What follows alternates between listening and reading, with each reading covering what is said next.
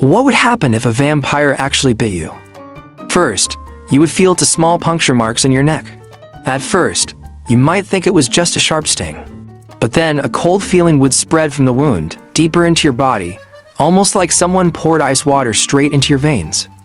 You turn around to find the stranger who did this, but they are already gone. Honestly, they disappeared faster than someone hearing their rent just went up.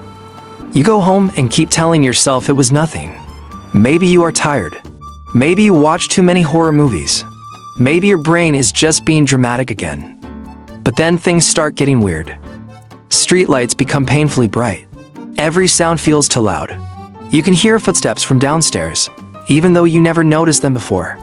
A few hours later, you wake up on the floor with absolutely no memory of how you got there. You walk into the bathroom, then stare at the mirror for a long time. Then you notice something is missing. Not your dark circles, not your hairline. You. A few days later, the real hunger begins. Normal food has no taste. Water feels like drinking air. But when you get close to other people, their heartbeat, their body heat, and even the sound of blood moving under their skin become terrifyingly clear. So, you start avoiding everyone. Not because you suddenly hate people, but because you are afraid one awkward social moment might turn into a crime scene. By the second week, darkness no longer scares you. You can see things hidden in the shadows. You can hear sounds no one else notices. Night feels like the world has switched into high-definition mode, while daylight becomes your most annoying enemy. It sounds like a superpower. But the scariest part is this: you start to enjoy it.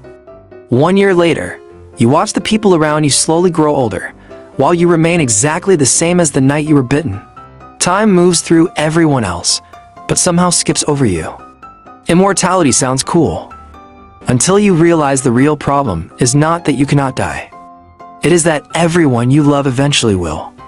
And one night, someone you care about looks at you with fear in their eyes. In that moment, you finally understand. You are no longer the person who was afraid of the dark. You have become the dark.